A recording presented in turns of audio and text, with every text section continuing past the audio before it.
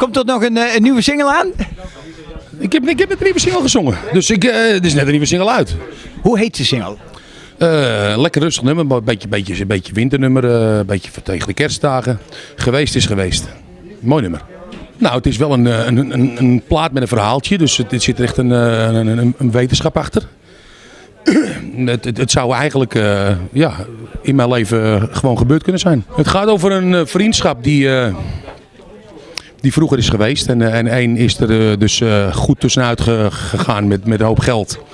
En na 10 jaar komt hij terug eigenlijk met alles tegenslagen. En dan komt hij weer bij zijn vriend terug. En die vriend zegt, nou, je bent altijd goed voor mij geweest. Ik ga jou nou weer helpen erbovenop. Dus gewoon eigenlijk het verhaaltje van... het was ooit eens een keer heel goed. Het is fout gegaan met je. Maar ik help je weer, mijn vriend. Dat is wel echte vriendschap dan. Ja, dat zeker weten. Zeker, ja. Echt. Ik heb ook vrienden gehad die eigenlijk een van mijn beste vrienden waren. Helemaal naar de kloten gegaan zijn. En die ik daar later tegenkwam. En dan zei ik, jongens, kom op, we gaan lekker een avondje stappen. En ik ben degene die betaalt vandaag. Het hoort erbij. Nou, in ieder geval cd's maken, dat is het belangrijkste natuurlijk.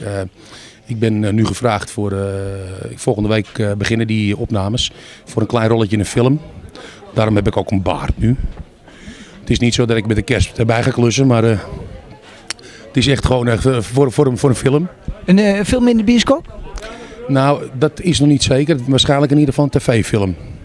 Of het in de bioscoop gedraaid, dat is nog niet helemaal zeker. Maar in ieder geval voor de tv zeker. Het wordt leuk, ik bedoel, maar het is maar een heel klein rolletje. Maar ze hadden gevraagd of ik mijn baard wil laten staan. Ik zeg, nee, dan laat ik hem wel staan. En dan zien we wel hoe lang jullie hem willen hebben. En dan kunnen we altijd toch een beetje bijscheren. Afscheren. Bijscheren gaat moeilijk.